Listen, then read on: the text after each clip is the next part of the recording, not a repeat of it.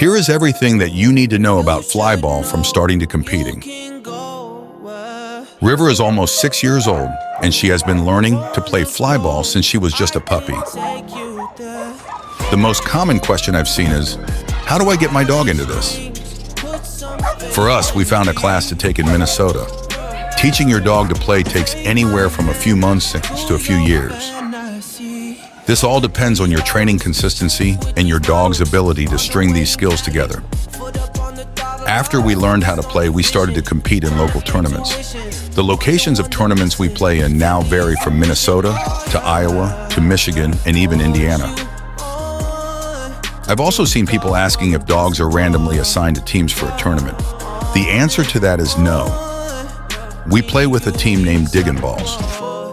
The people and dogs that we play with are pretty much the same for all of the tournaments that we play in. If you don't have a dog with blazing speed, that isn't a problem. You can enter a team into a tournament and have them seeded based on how fast they run. Some teams have dogs that complete a run in 15 seconds, while other teams have teams that take more than 20 seconds to finish a heat. The team that River runs with can complete their runs in around 18 seconds. These races aren't for money, they're just for having fun with your dog and your friends. What happens when dogs start chasing each other? Truthfully, chasing isn't a big issue once dogs are ready to compete.